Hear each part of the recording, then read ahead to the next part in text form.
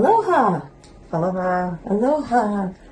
Hi, I am Helene Idels, and I am a youth services librarian with the San Diego Public Library. And I'm here with my friend Elizabeth from the Southern California Plumeria Society. And we're here together to demonstrate to all of you how to make a Hawaiian lei. So I'm going to let Elizabeth start the instructions. Aloha, my name is Elizabeth, as Helene had mentioned, and I am a Native Hawaiian cultural practitioner here in San Diego County. And today we're going to teach you a style of Hawaiian lei making, which is called kui, and that's spelled K-U-I, and what kui means is to pierce.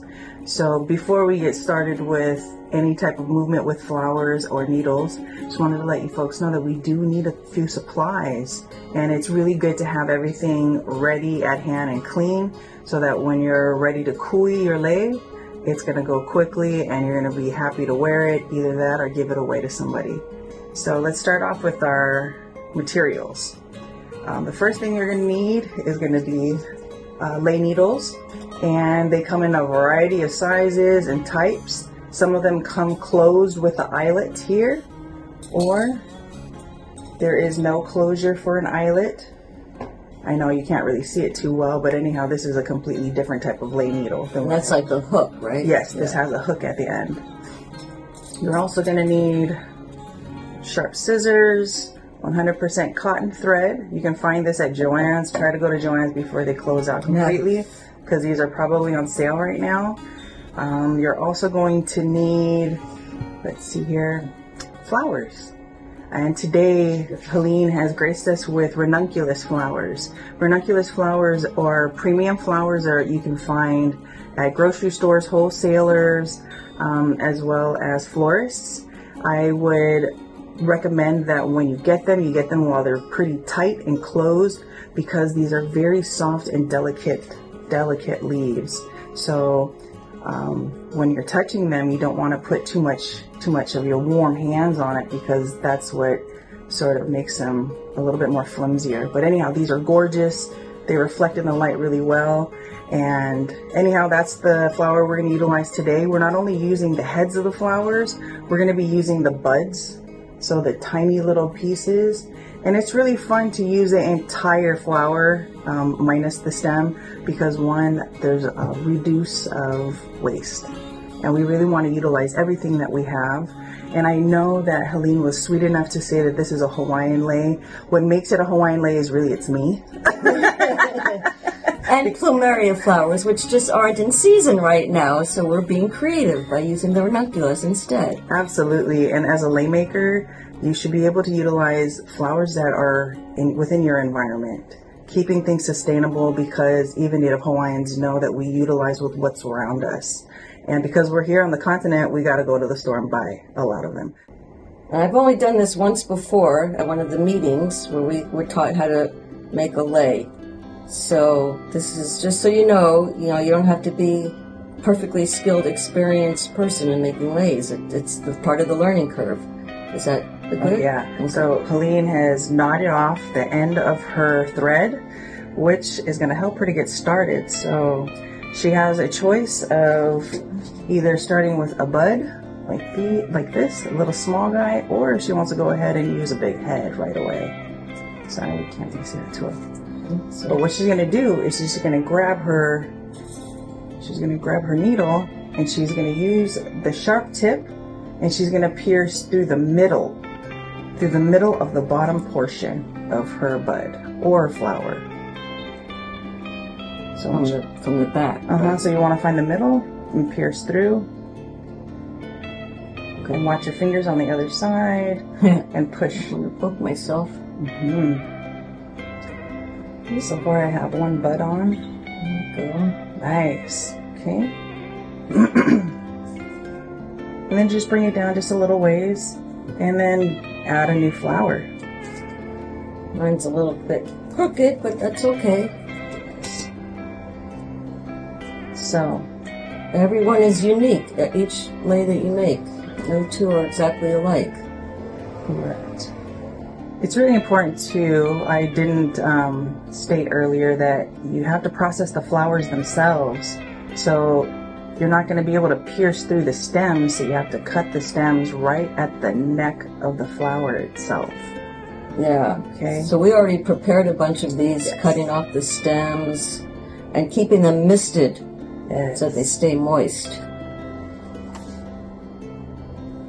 And so I see Helene, she's doing a great job. She's going from bud to flower. And this is kind of how it's starting right now for my lei. And Helene, can we see yours? Yeah. This is great. And so far, now we're going to have her pull the flowers all the way to where she had made the knot. Go ahead and cut it. Just slide it through. It's almost like making a beaded bracelet. Correct. Because you want to make sure you have enough flowers to start with. When I was learning how, I didn't make a long enough string, so it wasn't really long enough to be a lei around my neck. But with what I did make, it was just enough to be a headpiece around my head. So you want to make sure you have, oops, sorry, Oh, it's okay. plenty of string, plenty of flowers. So we're just going to go ahead and tighten up the flowers towards the bottom, or where her knot is. Go ahead and push them up against one another. There we go. Yeah, no gaps. And so far so good. It looks really good. And I know Helene was super excited to come to my place today to learn how to make these leis. To me, they're a lot of fun. I try to keep it simple just so that I stay in a good mood, because whoever's going to get this lei, they're going to get all my good energy and love. Let me see here. What else do we have? Yeah, And this can be something fun to do with a group of friends, like, a lei making party. Yes, I've done many of those. I don't recommend wine and lei making. Yeah, I was just thinking of Mai Tais or mojitos. Maybe for after. Yeah. Maybe for after, so you girls can, or boys and girls can wear their leis while they're having their, celebratory cocktail after making their leis. And some yummy food. Absolutely. And it's a good thing too to celebrate with people that love you. And so you're looking at approximately 36 inches in length of what you would like your lei to be. Because when you wear the lei, or when you're putting it on somebody else, you want to make sure that it straddles in the back and in the front so that you can see lei wherever they turn around. Because if you wear it too low, like it's a necklace, sometimes it might just start losing the flowers. And if you protect it by putting it on both sides, the person who's wearing it's going to be a little bit more mindful. And I've seen this over and over again. So 36 inches is really good length for a lei. And if you want it shorter or longer, depending on how big the torso is of the individual that's going to receive it, it's up to you. But that's a standard size. And the flowers will stay fresh for several days. They should, so long as you're consistently keeping them moist and in a cool area. You don't want them drenching, like super, super wet.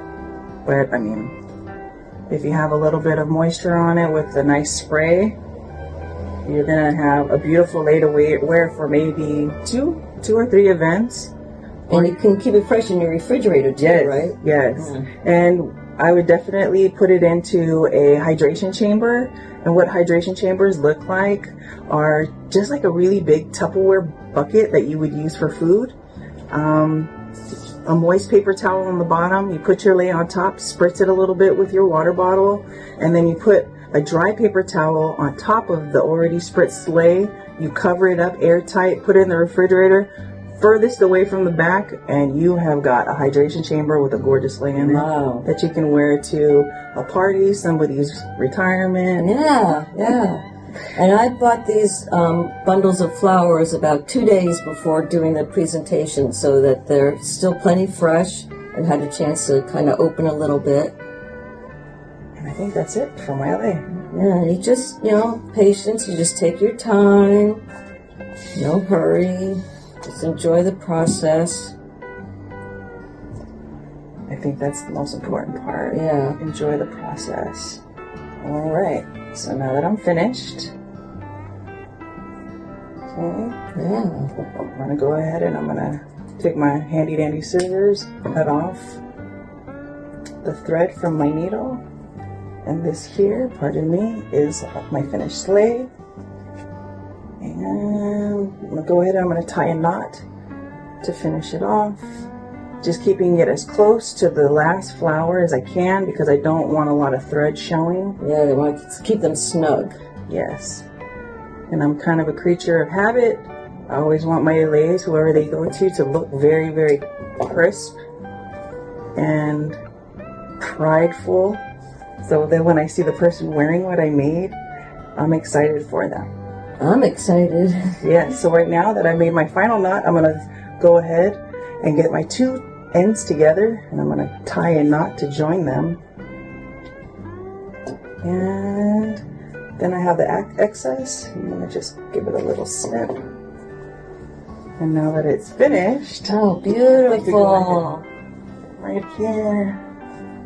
And Oh, mahalo. Oli, and you look so beautiful with your fresh Hawaiian lei. Yes. Mahalo is thank you. And aloha is exchanging your energy and your love for each other when you greet each other. Absolutely. So thank you so much. My pleasure. My pleasure. And that's how to make a lei. Have a great day. Thank you. Ahui ho.